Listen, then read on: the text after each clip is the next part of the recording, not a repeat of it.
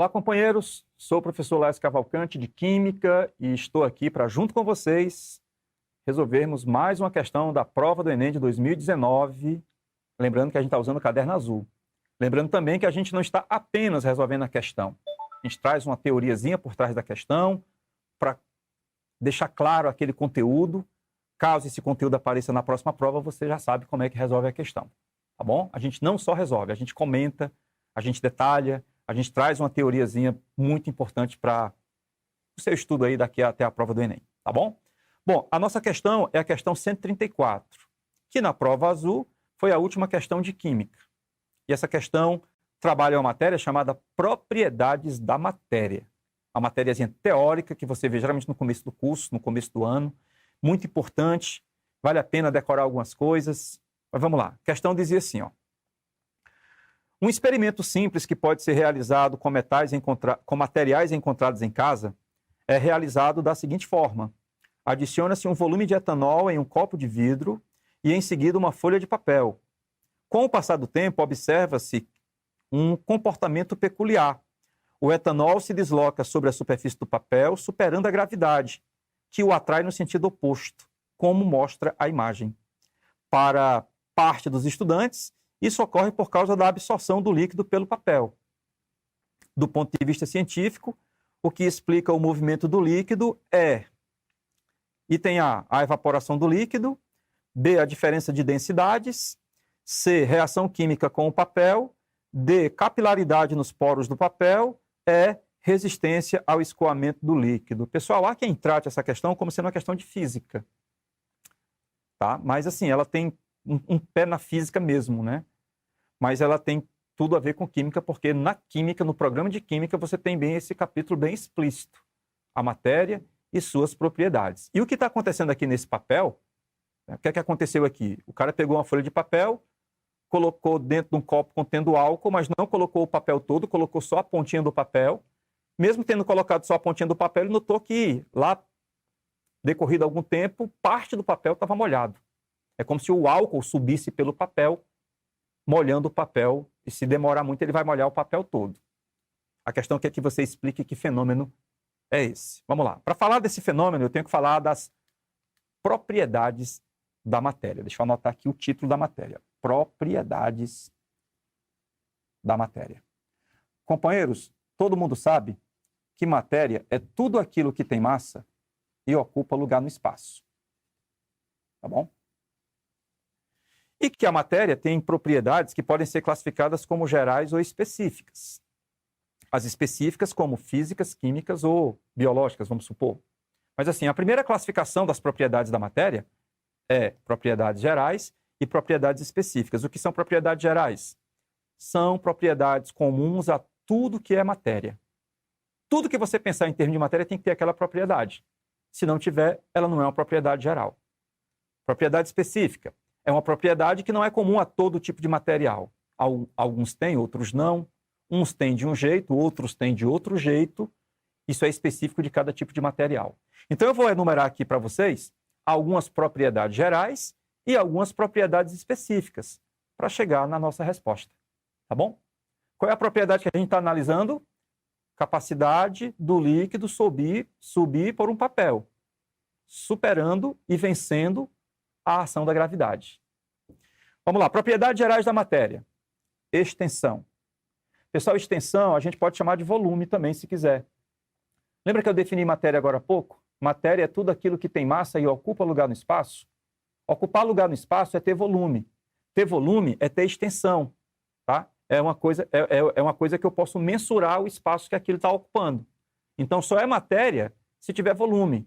Só é matéria se ocupar lugar no espaço. Só é matéria se tiver extensão. Então, extensão é uma propriedade comum a tudo que é matéria.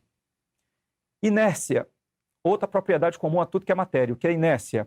Capacidade do corpo manter o seu movimento até que uma força oposta, digamos, anule esse movimento. Tipo, você vai no ônibus, em pé, o ônibus está lotado, você vai todo na verticalzinha, tá? Seguindo o caminho do ônibus normal, e o motorista aperta no freio. Quando ele pisa no freio, o ônibus para. Mas você que estava no sentido do ônibus, fazendo o mesmo movimento, você tende a continuar esse movimento. Tanto é que seu corpo vai para frente. Inércia, né? Tendência para que um corpo permaneça no movimento em que ele está. Toda a matéria tem inércia.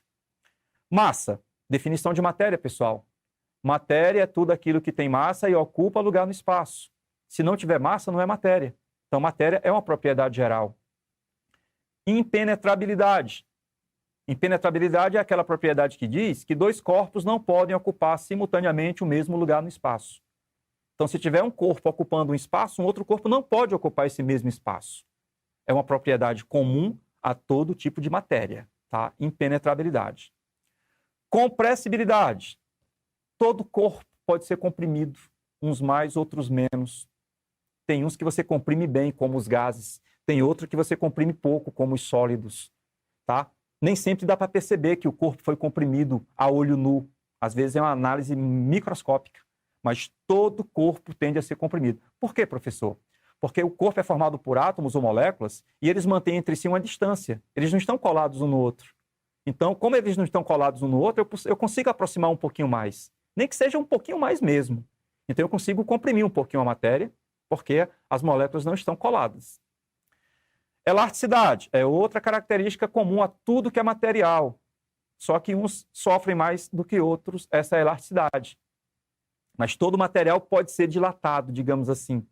Tá? Eu posso afastar as moléculas umas das outras, nem que seja só um pouquinho, por aquecimento, por diferença de pressão, por qualquer tipo de situação. Mas é possível, para todo material, que haja uma certa elasticidade, digamos, uma dilatabilidade. Todo material é suscetível a isso, uns mais, outros menos. Divisibilidade, outra propriedade comum a todo tipo de matéria. A matéria é divisível, pessoal.